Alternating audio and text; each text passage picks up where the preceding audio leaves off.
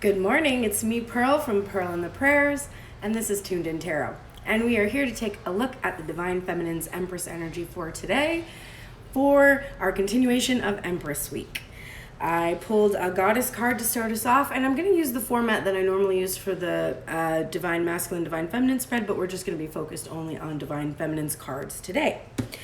I hope everyone is well, and I'm very excited to get started. But you know what? I think I need to switch off of Wi-Fi again because it's so dumb. And we're back. Hopefully that will work better. I just don't know why I even pay for Wi-Fi these days. All right, let's start off with the Goddess card that will help guide this reading this morning. We are getting Flora, which is a lovely springtime card to get. She's very beautiful and filled with light. Flora, flourishing one, was the Roman goddess of flowers, gardens, and spring. Good morning. Thanks for joining. We're just starting with our Goddess card before we go into the Divine Feminine reading. She is the embodiment of all nature. Her name has come to represent all plant life. She is especially a goddess of flowers, including the flower of youth. Her festival of unrestrained pleasure, the Floralia, was celebrated at the end of April and beginning of May. This festival was probably the origin of the Maypole dance and the gathering of bouquets of flowers, symbolizing the bringing of spring and new life into the world. She gives charm to youth, aroma to wine, sweetness to honey, and fragrance to blossoms. Flora teaches us to honor growing things both inside and outside us. She is a reminder to pay attention to pleasure, to the beauty of spring, and to new life wherever it is found. So this is so poignant to me that we have this Flora energy, especially that she's a reminder to pay attention to pleasure, because we're very much thinking about pleasure when we're in this Empress energy, as well as growing things inside of us and outside of us. So that's a really lovely energy to start off with. All right, let's look at Divine Feminine headspace, top of the deck. Overall forefront of her mind is the Two of Swords in reverse from the Fountain Tarot today. So let's take a look. The Two of Swords is a card about decisions that are not fun to make, ones that you want to avoid making. And so you just kind of sit there in a standstill, unwilling to choose any direction. If you choose one way, someone will get hurt. If you choose another way, someone else will get hurt. And so you just sit and hope that the divine is going to sort it out for you. Unfortunately, the divine usually does that with a Tower moment. So it's not the best place to be, because if you don't move or make a decision soon, you're looking at the universe deciding for you in a less smooth way, so to speak. Good morning. Thanks for joining. But Divine Feminine is in the position where she has actually made a choice. She has made a decision at this point to do something. And it was a decision that wasn't easy to make. It was difficult to make. But she has done this. And when I look at the niggling feeling in the headspace, the in the back of the mind, the thoughts that are what is underlying all of her thoughts in her headspace, it is this King of Pentacles, and it's in reverse. So she has made some kind of a decision about this sort of energy, this masculine energy. Now this can be her own worth energy. It can be, and of course it is her own worth energy. When we look at masculine energy in the feminine spread, we are looking at her own masculine energy inside of herself. But she can associate this with an external manifestation, particularly in regards to this card, which is a card about the material. And so when we see it, we're usually looking at a specific iteration of divine masculine energy.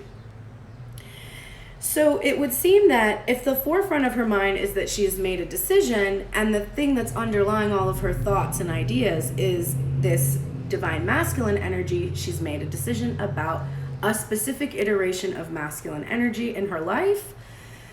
She is trying to release this attachment. So she has chosen to release a specific attachment to a person, which makes a lot of sense, because the last week that we've been looking at feminine energy, we've been looking at her grappling with labels like twin flame, soulmate, karmic, all those types of labels in regards to different people coming in and out of her life. And that she was attached to the story of the one. And so what I think I see here is not necessarily even just her being like, okay, I don't want this specific person, because that's not really true. She does want this specific person. But what she's doing is choosing not to believe in the idea of the one, but that there are many options, not just one option. I really see her strongly working to release this idea that there's only this one permutation for her of masculine worth energy. Now, if this isn't in terms of relationship and this is more in terms of a career, what this can mean is like maybe you had one direction in your career that you thought you wanted to go, or you had one idea or concept of yourself in terms of the material world. And you're realizing, you know, I don't have to have one thing. I don't have to have one basket. I don't have to have one idea of how everything's going to play out. I can be more open and less attached to the material manifestations, and this will allow me to become more magnetic. So Divine Feminine is thinking about how when you release specific attachments or attachments to outcome, etc., you actually do become more magnetic in that process. All right, just to flip over the rest of her cards. All right, continuing in the headspace, the first thought on her mind today is the 9 of Wands in reverse. So we are seeing her coming out of a period of healing deep wounds, deep inner child wounds. And it's been a long journey and a long battle, and it was very, very exhausting. And there is a sense here that she has really done that work to release all of the toxicity that had been built up within her from years of just kind of ignoring these wounds, or maybe not being in complete awareness of them. But she has moved now through a period of time where she has been focused in isolation on herself and her wounds and how to heal, so that she could release this devil energy, this toxic codependency, this obsession, this fixation on one specific iteration of whatever it is that she's trying to call in or manifest. So this is the work that she's been doing, and she's feeling the bonds that held her before are now finally starting to be released. And this couple that we see here is no longer chained to this throne of obsession, fixation, addiction. Those patterns she found when she was in her 9 of Wands energy, those patterns she found, she was able to unravel them and release them. And now she's standing her ground in the 7 of Wands energy against any sort of manipulation or outside external opinions, ideas. There's a sense here that, like, if I'm thinking about this, for instance, if I relate this to my own personal journey and I look at that deep healing of those wounds from a trauma and a releasing of addiction and codependent behavior, etc., and end up here in the 7 of Wands, what I'm thinking about when I look at this, I mean, I can think about this in terms of a relationship, but I can also think about it just in terms of my relationship with food, because I had many years of protecting myself and using food as a tool. It was an addiction. It was something that I would use to make me feel better, to alleviate the pain from the trauma that I was kind of bearing. And then recently, after, you know, really spending this last year doing this work, this healing work, and kind of having that culminate in a energetic healing, a shamanic healing that I did with one of my good friends, I really started to fully release these old behaviors and patterns with addiction and food and protecting myself with extra flesh on my body. And one of the processes for this has involved intuitive eating, which is a philosophy of eating that rejects external ideas about what is appropriate for self. And so this is the thing that I'm seeing here for Divine Feminine. However this relates to your journey, and I can also see this in terms of the relationship with my DM. that this deep healing I have done to release this toxicity and addiction in regards to my DM is now allowing me to stand in a place where I am on my own. I can stand my ground. I can fight off, first of all, any behaviors I might have that might do anything to destabilize my foundation that I've established with that victory in the Six of Wands. And also any outside ideas or opinions, external thoughts about how I should proceed forward in my relationship with a person or with food or with my career or whatever it is that you're relating to in terms of this reading. So she's really doing her best to fight off any of these urges she might have to like sabotage herself or anything that would come outside of her that would destabilize her conviction. And then we have the Four of Pentacles in reverse. To see the Four of Pentacles in reverse and the King of Pentacles in reverse, I definitely see a divine feminine who is working very hard to let go, not be grasping in any way, but truly let go of material manifestation. We also see her connecting that this deep healing that she had to do in isolation was to allow herself to release attachment, but it was also healing that she needed to do because she was so destabilized. She might not have had a good foundation, financial foundation at all, or just a stable environment that she lived in. There was in the past really a lot of issues stemming from the wounds she had received and a resistance to healing them, which it took quite a while for her to be able to really release this attachment to this one idea that she had about herself, about a partner, about a job, however that is. But she has done that work. And now we get this. Good morning, Maya. Welcome. She has done that work, and now she's the Queen of Pentacles. So having released attachment to outcome, having released attachment to a specific iteration of outcome in the King of Pentacles energy, she arrives here as the Queen, a match to a King of Pentacles. Any King of Pentacles that matches her, not just a specific one, because of that Four of Coins that precedes this feminine energy. And this is clarifying the Devil card in reverse. So her release of obsessive tendencies, compulsions, attachments, fixations, codependencies creates stability that she was missing in the past because she was so clinging to this one idea, which when you look at it in this card is not very effective, right? You can cling to those 4 coins all you want. You're in a tent in the winter, honey. Those are not gonna burn, keep you warm. You can't eat that shit. You're just gonna die starving in this tent, holding on to these 4 coins that have no purpose in this environment. They cannot be spent, right? So this is not a problem for her anymore. She's released this attachment. She's like, you know what?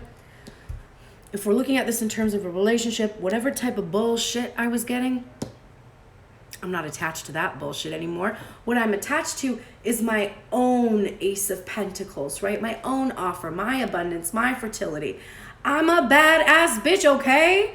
And it's because I'm not attached anymore to the story of this, one lover that, I can't live without you type of a deal. It's like, nah, if you can't live without me, then neither one of us can live together. You have to be able to live on your own to live beside me, right? And there's that confidence she has that she can handle herself. She knows what she needs. She can provide for herself. She can protect herself. She doesn't really need this energy. She has her own. So this is how she's thinking of herself right now. And then clarifying the Seven of Wands, and there's a lot of Wands energy in this spread. We had the Nine of Wands, the Seven of Wands, and now we're getting completion, the 10 of Wands. So she has a lot of responsibilities as a Queen of Pentacles, and it is not easy. And thank you for joining.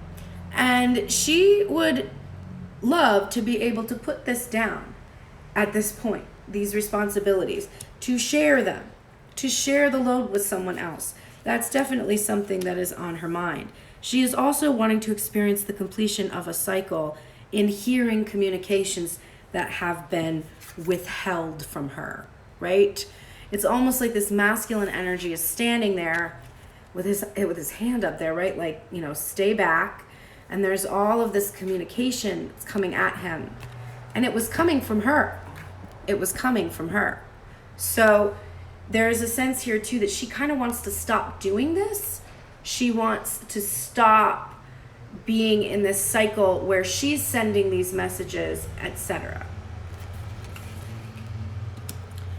Alrighty, let's take a look now at the heart space.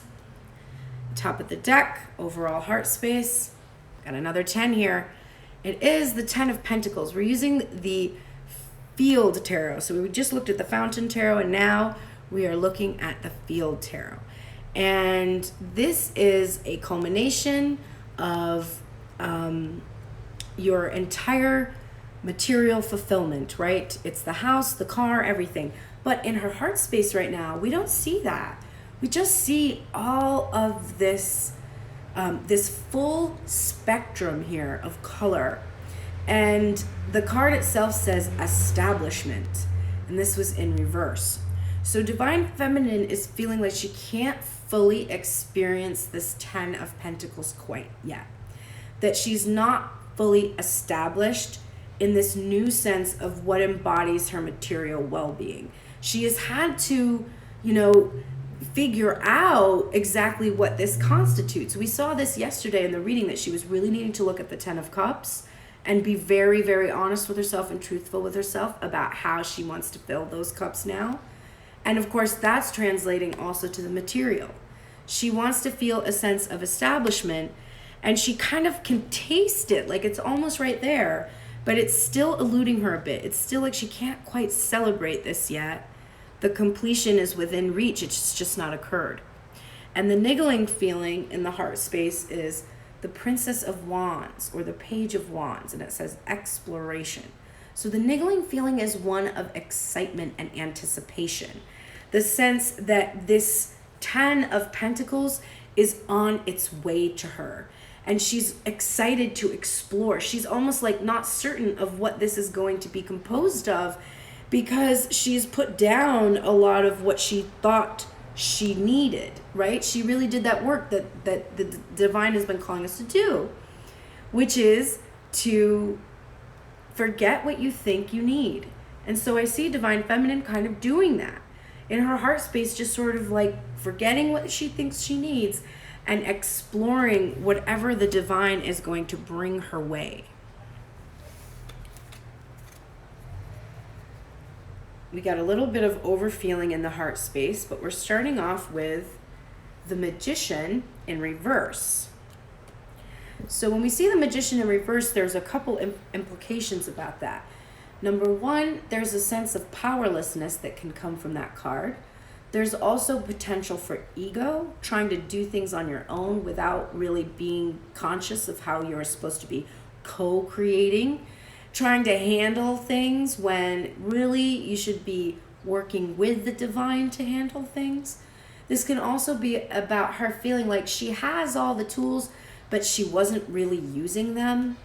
And this is clarifying the 9 of Wands in reverse, which was the card about healing those deep wounds and having been in isolation, having to do that. It can also be about resisting doing that. But we see that she did do the work, because when we got to the present place, we saw that the attachments were released with that devil energy card, or the devil card in reverse. So the thing that I'm feeling most here is that one of the things that she had to heal was this feeling of powerlessness she had. Remember, she started out overall headspace with 2 of Swords in reverse, which is taking your power. When you're sitting in a standstill waiting, you don't have any power. You're powerless. But as soon as you make a decision, you're empowering yourself. Whatever that decision is, you're starting a chain of events that's going to bring about an end result. And that end result is going to be directly correlational to your state of mind. So she has she has stopped feeling a sense of powerlessness in regards to her ability to heal herself or to be alone. She doesn't feel like she's has to be alone anymore because of this attachment to the specific individual.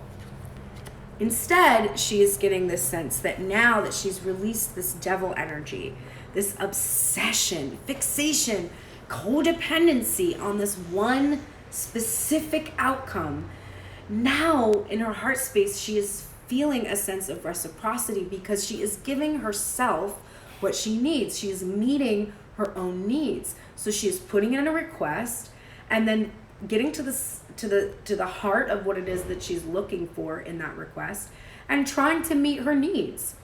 And because she's doing that, we know that in this process that we have of growing and expansion, that what we do ourselves, within ourselves, for ourselves, is always reflected back to us.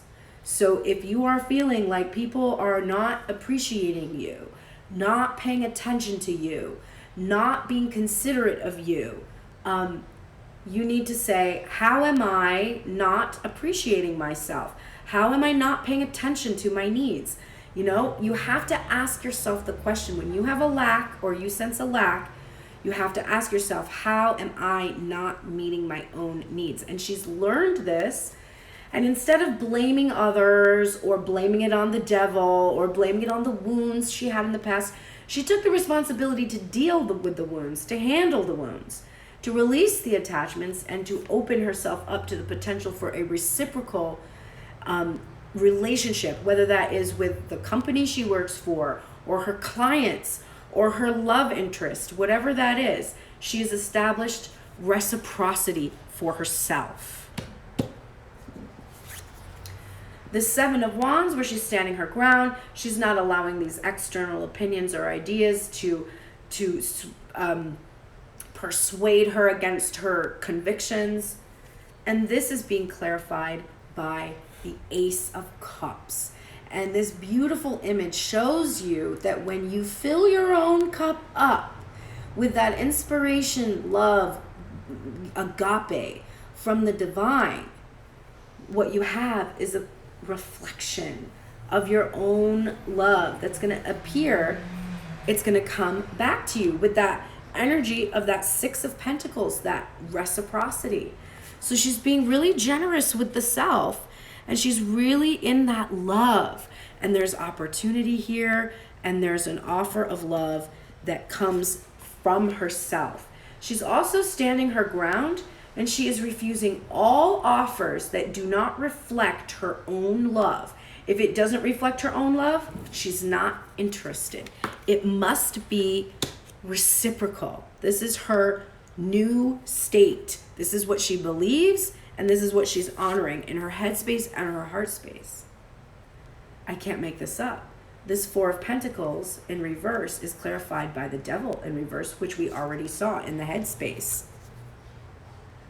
So Divine Feminine is absolutely free of addiction, obsession, and attachment.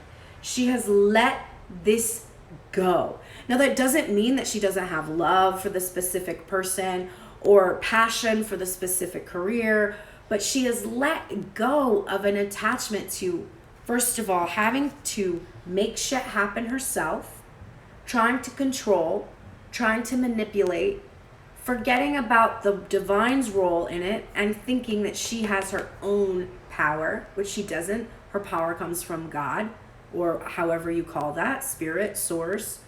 It doesn't matter. It's an essence. It's just words. But she has realized that she has released this attachment. She's not powerless anymore to whatever obsession or fixation she had. And her Queen of, oh my God, her Queen of Pentacles energy is clarified by the Seven of Wands in reverse, which we already saw. So we've got a lot of union here in head and heart. The Seven of Wands comes up in reverse now. In this image, we were seeing the masculine, right? And now we're seeing feminine. In this image, the masculine is standing there with his hand off, like fighting off communications from her, not accepting them, not receiving them. Good morning, Amanda. In this, we've got Divine Feminine standing in a defensive pose. But it's funny because she's not really taking action towards those wands at this point. In this, we see this chaos here, and we see a Divine Masculine with this physical gesture of like really pushing off. And here, we see kind of a calm like sense that she's going to be able to handle whatever's coming at her. So the Seven of Wands in reverse in regards to the Queen of Pentacles energy is she's no longer fighting against herself, right? She has stopped this defensive position that she takes. With when somebody's like, you know, maybe that person is kind of being a dick to you. She's not like, no, he's not. She started to realize that her being defensive against outside opinions was actually preventing her from seeing clearly. So she stopped doing that. She stopped fighting off the idea that she needs to be her own Queen of Pentacles. And she just is really being very mindful at this time that she was her own worst enemy before. And if she no longer tries to fight off communication, like Divine Masculine is doing, if she just lets herself be in her abundance. The Queen of Pentacles is the minor version of Empress energy, which is what we're even looking at today. And she's reminding herself that if she just stays in this Queen of Pentacles energy, nourishing, abundant, creative, working on herself, working on her passions, and she doesn't fight off communications from who she wants to receive them from, she's going to be able to have a new beginning, because that's what's coming up next. But here's the overfeeling. This 10 of Wands is a completion, and so it's not a surprise that we see the Fool card here with the beginning written on the bottom. But the reversal is about her wanting to be cautious about this new beginning, wanting to be cautious about the responsibility that she is experiencing in regards to this masculine energy. The responsibility she has, rather, in regards to that energy. Where is the card? Oh, there it is. And the final feeling is the Four of Swords. So I do like my new tripod, but it is sliding a little bit. So what I see here is silence, faith, and trust. So when she receives these communications, she's being very cautious right now with how she mentally processes them. Also, this is her telling herself not to send any messages to this masculine energy. First of all, he doesn't know what to do with them. He just keeps fighting against them. He's not receiving the messages even. Maybe he's not even looking at them or reading them or receiving them, or he can't receive them, or he can't give messages. There's just something here about this. And this burden and this responsibility it's difficult for Divine Feminine to handle this pressure of understanding that Divine Masculine is not receptive to any of these messages. And so she's being very cautious and remaining silent at this time. She doesn't want to do anything more to destabilize. She just wants to keep filling up her own cup and believing that this reflection is going to come back to her if she stands her ground and continues to fulfill her own Pentacles energy, her own Queen of Pentacles energy. Okay, let us take a look at the oracles, and we can see how we can help Divine Feminine come into balance today. Divine Feminine, I'm unapologetic about what I desire and trust that what I focus on will grow. I love this. Being unapologetic about what you desire is absolutely necessary for you to be able to manifest anything that you want. You have to own the parts of yourself that carry any shame. For instance, I'm working on my shame associated with my desire to be seen. Obviously, I have a YouTube channel, I have an Instagram, I have a band, I've been in entertainment since I was a small child. Like, I was propped up on a bar stool from the age of 5. Why would I carry shame about being seen? Well, there's a lot of reasons. Number one, my parents, who didn't want me to get too big of a head, since I was a quote-unquote child prodigy, they would want me to perform for people and then frequently give me the message, oh, don't be a show-off, in the same day. So I would have this sense of like, wait, I'm supposed to get up and perform, but I also can't be a show-off. And being a show-off, means I'm like a dick somehow, but you're also telling me to show off all the time. The fuck? So I, absorbed these mixed messages about my parents wanting me to be famous. They did. They wanted me to be on Star Search in the 80s. They wanted me, to sing at the fair and perform in competitions and stuff like that, which I actually resisted a lot when I was little. I didn't like the feeling of having to compete against other people. I don't like competition. I might be a Leo, but I'm a Pisces rising. I don't like competing. It's not a good feeling to me. And also, I'm a sore loser and a shitty winner. I'm going to rub it in your face. It's just not, don't play games with me. Don't compete with me. I hate it. You won't like it either, right? But my parents had this urge, they knew that I was gifted and they wanted to, I don't know exactly. I guess they wanted me to shine. But then at the same time would tell me that I was, a spoiled show-off. Which, can you spoil yourself when you're a child? Also, was I spoiled? That remains to be seen. And telling someone that they're spoiled, it means you ruined them. So there's a lot of weird messages I got as a child about fame. Then, as I got older, and, obviously you learn, fame isn't all that it's cut out for, or all that it's, whatever. And then I had this urge, I needed it, because I needed to feel validated about what it was that I did in the world. And I've been working through all of those feelings, and I have to take being seen through some kind of subconscious reprogramming if I want to be successful in my career, which I do. Guess what? If I want to get a Grammy next year, which I do, when my record comes out, I have to have a lot of people notice me. I have to be seen. If that's the job I want, how can I get it if I carry shame about it? So this card is about being unapologetic. I'm going to own this right now. I want to be famous. I do. I want to be seen by lots and lots and lots of people. And yes, it's because I have a message I want to share, and because I want to get that out to people, and because for some reason that desire was put in me since I was young.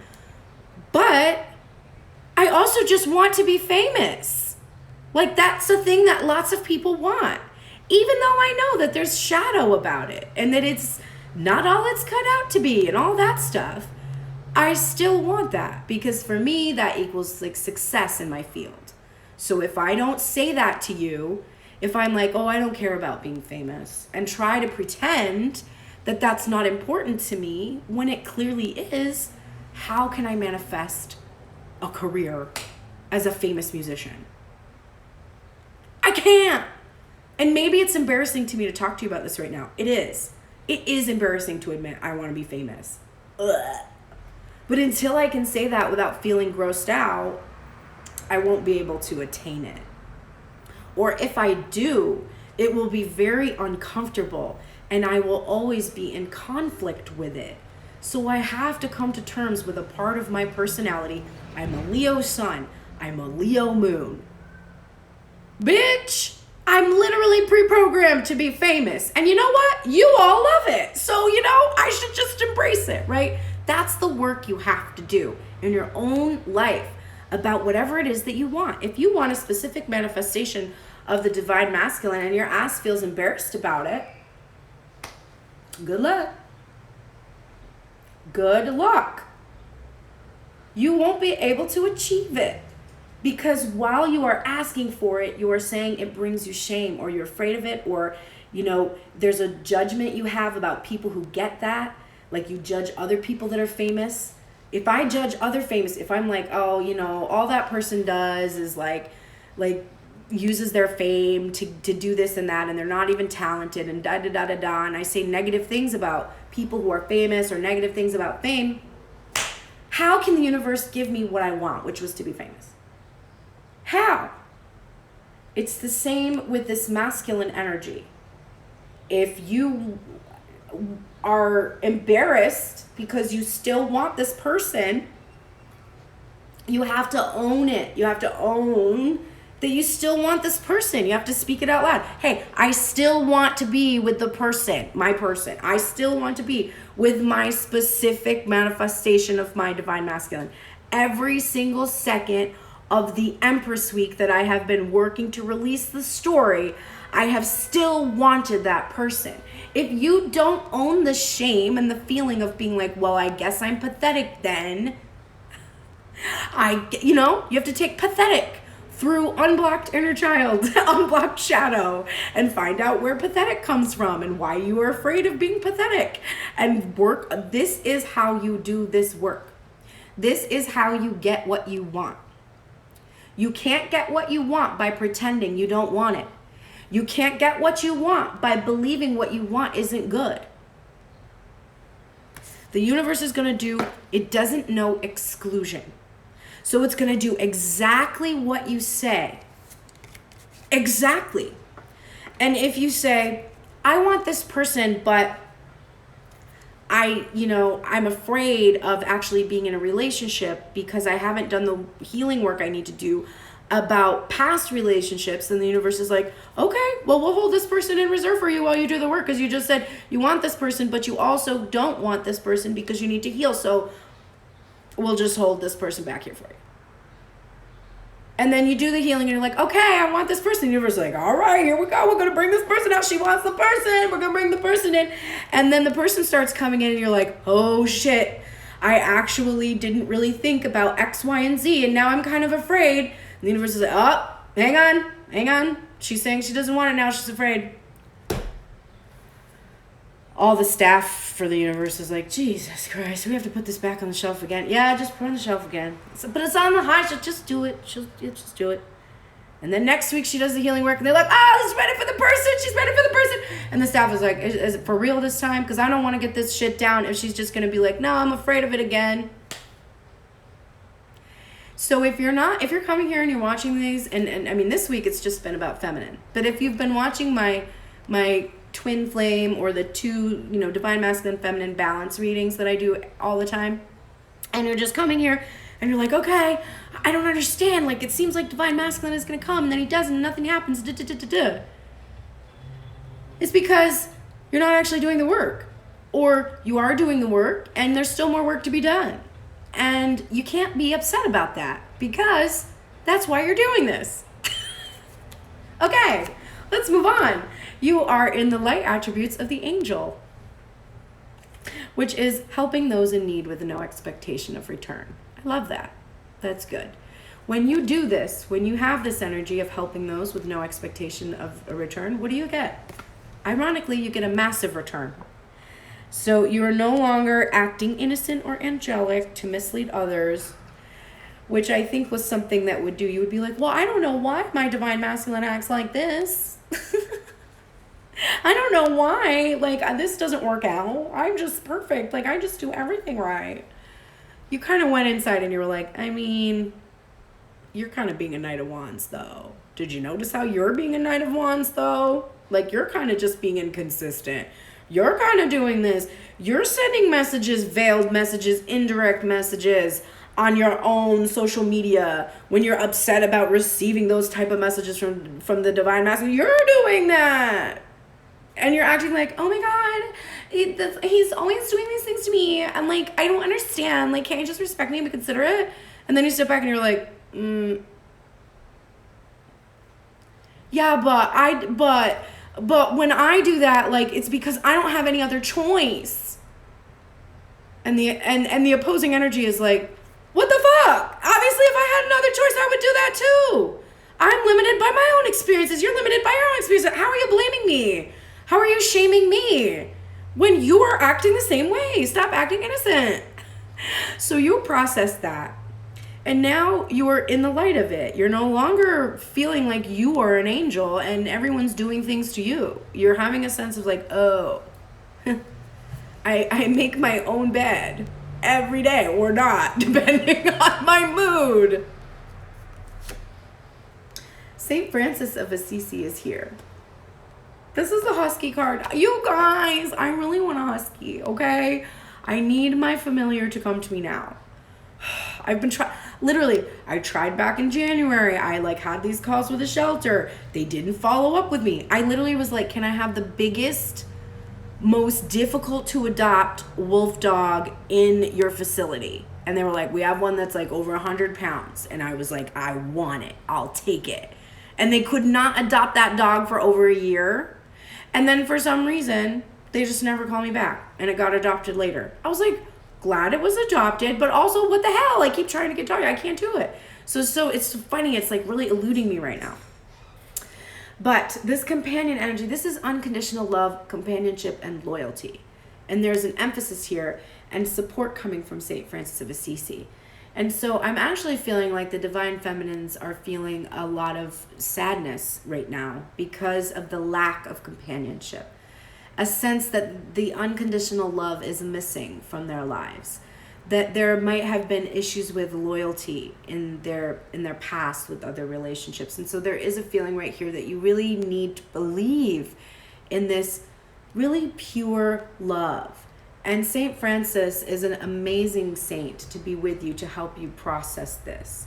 And so if you have, if you're open to it, you can look up a devotion to St. Francis, like a novena, which is a 9-day devotion that you make to a saint, and call in that companionship energy, that unconditional love.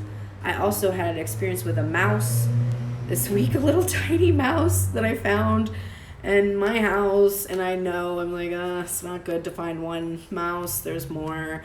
But I saved it, I caught it and then let it go. It's probably gonna come right back because I fed it grapes. Sorry, it was so cute. It was it's like a West Coast mouse, and they look different from East Coast mice. And it had it looked like a kangaroo, it had big back. It was so fucking cute. And I was like, maybe I'll get an aquarium and just keep out. I'm like, no. Are you gonna clean up mouse poop? It probably has the hantavirus. Can you just get it out of the house? But when I had that experience, I really felt that St. Francis energy, where I thought about how most people probably would have just flushed that shit down the toilet. And, no shade, it's a little mouse. There's literally millions and billions of them. But I saw that tiny little life, and it was afraid, and it had little eyes and little hands, and its own experience of my weird apartment and me screaming at it when I thought it was a cockroach at first. And that would not have survived. I don't have compassion for them. I'm like, nope, not in my house, not in my house. But I screamed bloody murder when I saw it, and I probably scared the living shit right out of it. And that's what I felt when I saw that tiny little mouse. And that is that St. Francis is that type of an energy, which has a love for the tiniest thing that everyone else would just be like, ugh. And it's just no, I see the source in this. It's just like me. It's just like me. And that energy from St. Francis is a blessing for you. So receive that. We're having a hard time with forgiveness here. And I do believe that it is forgiveness of the self. This is very interesting because I pulled cards from my friend yesterday, and these two cards came out together, and I shuffled the deck a bunch of times because I did other readings with the deck, and they came out here again, and it was the same position. This was in reverse and this was upright. So this forgiveness, you need to get some clarity about a situation. It could be the situation with this energy here, with the energy that you're attached to, etc. Oh, good morning, Cheryl. I'm just seeing you there. Sorry, I never pay attention to these until like I'm always looking. I look at the card on the screen and I like don't read what people are saying for like 20 minutes. But anyway, the forgiveness card was in reverse and this card was upright with this clarity. And I think it is that there is this resistance to forgiveness to a certain extent with this energy, this thing that you're attached to, most likely the masculine energy. And you're needing clarity about the situation. Because like I said with that angel card, and maybe you're having more clarity after seeing that card, but it's a two-way street, right? There's not just, the one perpetrator of this crime. Like there are two perpetrators and they perpetrate against each other. And so you really do need a lot of clarity in regards to this forgiveness energy that you might be withholding. Most of the time when we're withholding forgiveness from someone, we're really withholding forgiveness from ourselves. So we're blaming someone else for their behavior. Like let's say this is about a masculine energy. Like you're having a hard time forgiving the masculine for a betrayal or for not coming through or whatever it is inserted here. And so you're very focused on his behavior and his actions and what he did and said. But in reality, the real forgiveness that needs to take place, because he's just doing what he's programmed to do, right? Really? Whatever his situation is, you don't know his situation. You don't know exactly what he's going through. You don't know exactly why he makes the decisions he makes. You think you do. You're like, well, I have a telepathic connection. Okay, bitch. If your telepathic connection is so good, why do you need to physically be with him then? If your telepathic connection is so accurate to every single thing that he's thinking and doing, then it doesn't seem like you would really need to physically be next to him. You could just telepathically connect with him all the time. I have a strong telepathic connection with my divine masculine, I'm not going to lie. And I definitely get a lot of conversations energetically with that energy. And I get information. But you can't possibly know everything about someone's experience, even if they're physically in the room with you. And so he makes the choices that make sense for him at the time. And the forgiveness that has to take place is more about you forgiving yourself and getting clarity about how your machinations, about how you were sending messages to somebody who was saying, don't do this, about how you were putting someone else in a position where they were uncomfortable. So I think the forgiveness that really has to come through here is really more about you. And that is confirmed here with this beauty card where we're seeing Divine Feminine looking in the mirror. This is take a look, Divine Feminine. Get some clarity. You need to forgive yourself for being attached to someone when you really didn't want to be and you started to resent them for the attachment. You have to forgive yourself for trying to control the situation with that Magician card and its reverse. Right? Good morning. And just like I said, look at this. Psychic abilities card in reverse. What did I tell you? You're sitting here thinking, I have this telepathic connection with Divine Masculine. I know everything he's thinking. I know why he's doing what he's doing. I know all the reasons why he's doing what he's doing. And the universe is saying, no, you don't. No, you don't. In some cases, this is telling me that what you think is a telepathic connection with somebody is not. It is not. It is simply your brain telling you the things you want to hear or don't want to hear. So for some of us, that's true. For others, it's about the limitation of the connection you do have. I do believe that some of us have that connection to a twin flame energy. But I'm going to tell you the truth. I think the likelihood that you have a twin flame is very low. I think it is very, very low. I think that actual type of a relationship is so rare. I would be extraordinarily surprised to meet more than 10 people in the rest of my life that actually have that type of a crazy ass situation. But soulmate relationships are just as powerful and karmics too. So whatever type of relationship you have, it's valid. You can apply all of the lessons of the twin flame journey to it. But I'm just saying, release the attachment to that story. it doesn't serve you. You don't have to have a twin flame to have a pain in the ass. It's like not a requirement. So drop that, because that story is the story of the one. Oh, there's one, only one person for me. There's only one. Well, you just were told that when you were little so that you would stay a virgin until you got married. Did you know that? Did you know that? That's why. They tell little girls that. There's only one person for you. Hopefully he has a lot of money. It's not real. It isn't.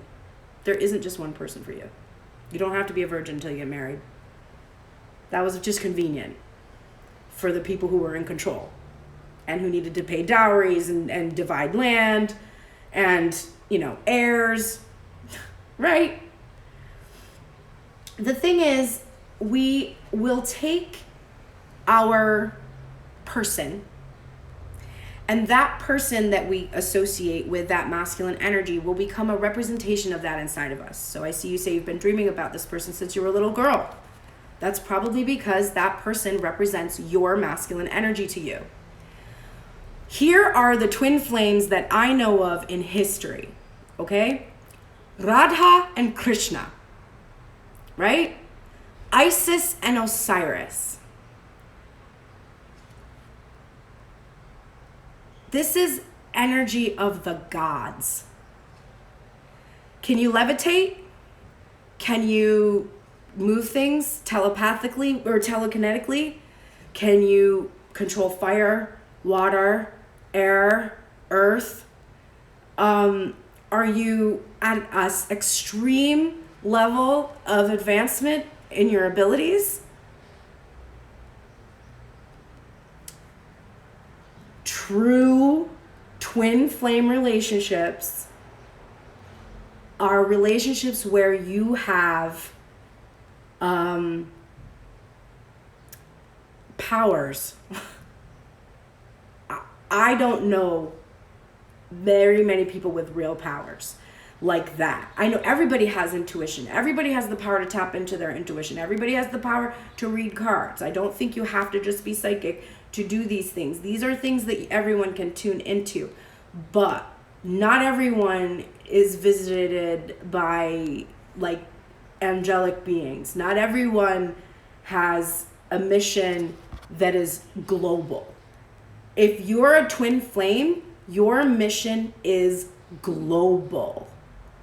It's not about your ego. It's not about whatever your passion project is. It isn't. You're going to find out it's something much deeper than that. And it is not going to be a small scale. It's not going to be like, oh, when I was alive as a twin flame, I influenced roughly 100,000 people. Nope. You will influence and heal. And your mark that you leave will be a mark that is known for all time. Like Radha and Krishna. So if you don't plan to have a global mission right now and sacrifice your entire life, including the ability to be with that person, because Radha and Krishna could not be together. They had to only be together in the fifth dimension. They were married to other people on the earth. They had a whole different life from each other. They were only energetically twins. For some reason, I have been called upon for the last week to help the people in my collective release this idea that their person is a twin flame. You can use the twin flame journey to understand coming into union in self, because that is really what the journey is about. It's about an individual that agrees to be split into two parts of self, never feeling complete, in order to demonstrate for the globe and probably for other planets the concept of unity in consciousness. So let go of the idea that you have to be with one person, because it's not true. That person that you are associating with that energy is just the person that you fixated upon to represent your masculine. They might be a soulmate. They could just be a karmic, honestly. It doesn't really matter what they are in the end. because what matters is what you're learning about yourself. And if you still are focused on a person, you're not getting it.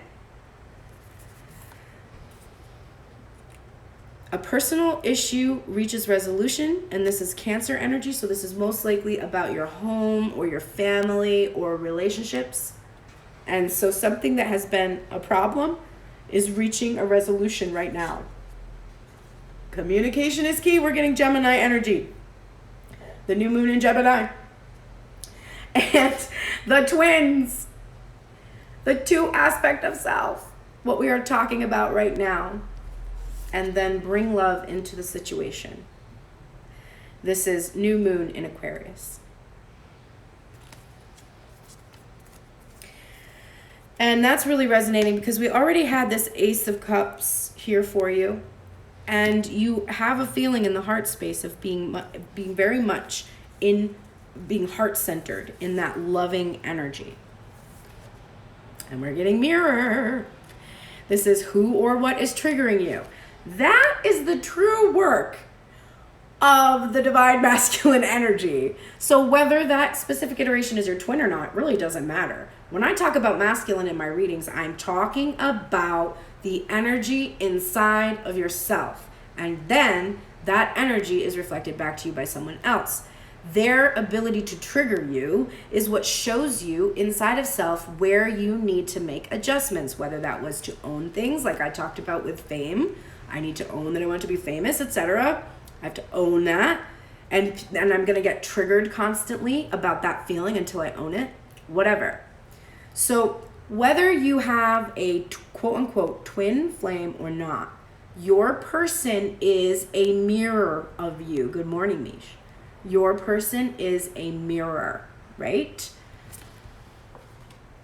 And looky. I have looked up this card this week because there's my little mouse that I found in my house that I just talked about today. And I want to say I'm a proud mama because when my son called me to talk to me about the mouse that I had found, he asked me, "Oh, hey mom, did you look it up?" And I said, "Oh yeah, it was like a desert mouse. It was probably like 6 to 13 days old." And he's like, "No, did you look up like what it meant, like the meaning?" And I was like,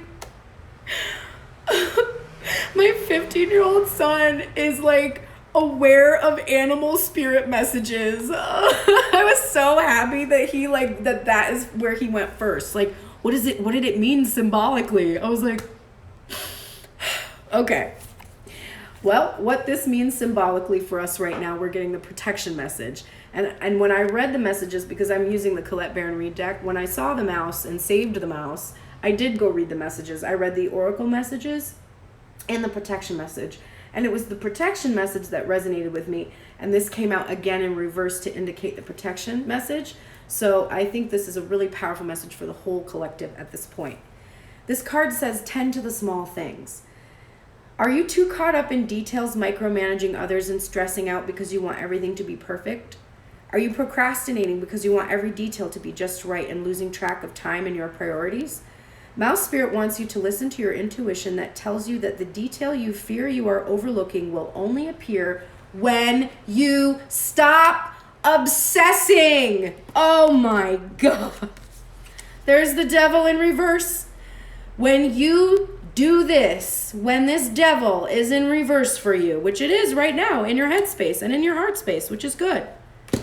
When you stop obsessing about one person, you will be free. You will be free. Mouse Spirit will lead you to the nuances you need to notice and will diligently work to support you if you take a breath and trust that guidance will be provided. Small gestures carry great power right now, and maybe you need to take action toward discovering what is going on that you may not be seeing, or toward mending a relationship or a situation. Ask a question, do a little research, and listen for Mouse Spirit's quiet little squeak telling you, look here and attend to this detail. So when I got this message for myself, I did this. I went and I looked and I really honed in on that mending a relationship or a situation. And the situation I was in was within my DM. I have no way to mend that situation because of these cards, which is that we're remaining in silence at this time and not communicating. So I just energetically did the work that I needed to do. And I unpacked, you know, the situation and how I was handling it, and came to I think, a more peaceful place with it. So you need to do the same thing. You're being called upon to do the same thing. You need to take action toward discovering what is going on that you may not be seeing. And in order to do that, you have to take a step back. And it's very hard to take a step back when you're deep in it. And that is why this is Empress Week. We are focused on ourselves because for weeks and weeks and weeks and weeks and weeks, we've been focused on everything that energy that we're projecting onto somebody is thinking or doing or saying. And we keep thinking that if we just understood, if we just knew why, if he just said what happened, if he just did this, if he just did that, then this energy that I have will go away and I will feel better. But the truth is that your doubt and your fear, that is what is making you feel anxious. And no amount of a divine masculine telling you words is going to relieve your anxiety because you don't believe in his words. You don't trust them. There's betrayal here. There's trust issues. There's clear examples of how he's not showing up. So for you to think that if he shows up and says, oh, babe, you know, I didn't call because like this and that suddenly you're going to be like, oh, I understand and I forgive you. And then wake up the next morning and everything's going to be fine. Because the whole reason you're not together, the whole reason that there is a separation is because things aren't fine right now inside of you. So you must have those things be fine. In fact, better than fine. They need to be fucking great. They need to be amazing. In order for you to truly be in a place where when you are in companionship with another person, any person, that you can have a fulfilling relationship. Because they must be secure and you must be secure. And if you are not, you're going to come together. Maybe you're going to have sex. Maybe you're going to move in together. Maybe you're going to get married. And then in a certain amount of time, if you haven't done any of the work that you didn't want to do because you thought, oh, if I just had this person, I won't feel bad. That feeling bad is going to creep up again because it never came from the fact that you didn't have someone else. It came from something else entirely, and that person not being with you showed you where the wounds were, which is why twin flame separation is the blessing and the gift. Radha and Krishna were not together. They were in separation so that they could change the world. Right? Okay. Let's look at the playing cards for today just to get advice about what we can do today to really come into union inside of ourselves and have that be enough. Just to be in union with self. How can we make that our goal today? Not about this specific iteration we're trying to release an attachment to, but about just being our own cup. What can we do today to help us with this process? Knowing that when we can do this, we can have any manifestation we desire because our worthiness is such that we will allow it. And until we do the work inside of ourselves, our worthiness will always be just below where we need it to be in order to get the thing we think is going to make us feel like our worthiness is there. Alrighty, oh my Lanta. I have done these playing cards 3 days in a row. I have shuffled them. I've actually played solitaire with them and then shuffled them and the bottom of the deck is still what it is and I'm shocked. Okay, here's what we can do today. The first thing we need to do is work. This can be working on our career. This can be working on our passions, making something, creating something. It can be working on self. I would guess it's probably working on self because what we just talked about is that we really need to do that if we really want to see changes. Because guess what? We haven't been seeing that much change coming from this iteration. Have you? I haven't. I have seen very little change. Still interacting exactly the way he was interacting when I put the boundary in. I was like, please don't interact this way. And he's like, I can't help it. Okay, well, you can interact that way by yourself. I'm going to stay silent and not communicate because of the boundary that I put in place, which is completely healthy and reasonable and honestly very loving. So once you honor that, we can talk. But if you're not doing that, that must mean I still have some work to do on myself because you're not doing what I know a magnetic empress would receive. The kind of attention, consideration, adulation that I would get if I truly believed in my own worth. So I need to work on my own worth energy today. And I need to work on my optimism and be optimistic that everything I do, instead of being like, oh, everything I do, it doesn't matter because it doesn't end up resulting in my union. Okay, well, no. It doesn't end up resulting in your physical union. And it doesn't end up resulting in your physical union with this one manifestation you're fixated on because you're fixated on that one manifestation and you won't let that manifestation go. That's why it's not working. If you opened yourself up to other manifestations, girl, you be getting your pussy pounded right now. I hate to tell you. And the other thing you have to work on is this 9 of Swords energy. Pessimism and doubt. And anxiety. And if you feel you might actually have anxiety, like issues, I mean, we all do. Seek out support. Mental health support. There are so many resources for anxious attachment, which almost everyone in this collective has. When I talk to people and I do healing sessions, and if you need personal readings, please go to my DMs. I do personal readings for people. I have a limited schedule. You can go to my Patreon. I have 5 openings for monthly consultations, and with those monthly consultations, I text and I check in on you. I make sure you're doing well. It's almost like you just become friends with me, honestly. But you can sign up for Patreon for 1 month, and then, you don't have to keep doing it every month. But take an opportunity with me or any other spiritual healer, or go and get a licensed therapist. And honestly, you should always do both. If you're working with a spiritual healer, that is spiritual work. If you're working with mental health, that is different. That's somebody who has deeper training than I have. I read everything, but I just read it. I wasn't tested and I'm not licensed. I'm just a spiritual guide. And I really just give you advice based on cards and my own experience. And I'm a listener and I help you find where your wounds are. And then I tell you to take those wounds and go to a therapist. So get support. Anxious attachment is a real state that comes from traumatic wounds. And a licensed therapist is going to be able to help you work through it.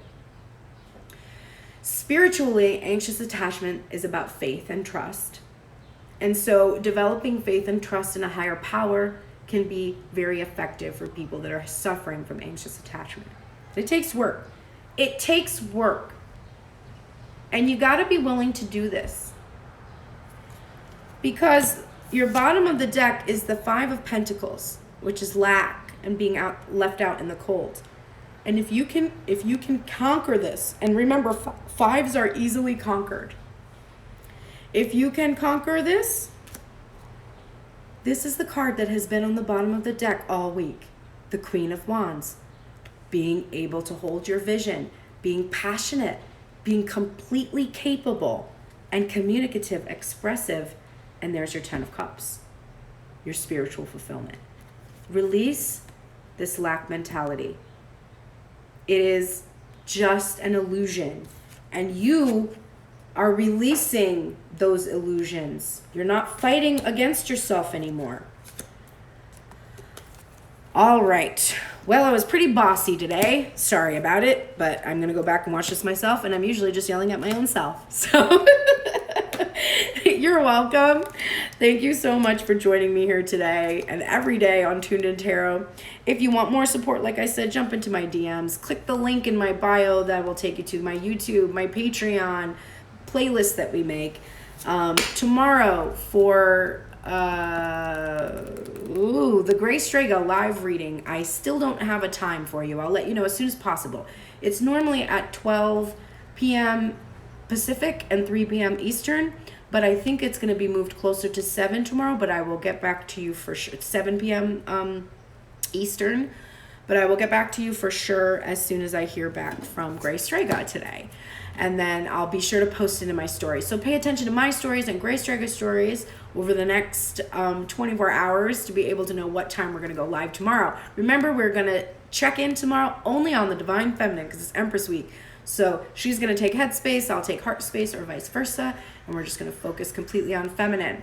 We also will be answering questions at the end. So if you have personal questions you want to ask, we'll pull cards for you. Or if you just want to ask us about our lines or what we do or reading tarot, etc., or the twin flame journey, whatever is buzzing around in your bonnet, feel free to ask us for that last half hour of that reading. Get your questions in early just in case we run out of time towards the end there. We'll answer questions on a first come, first serve basis.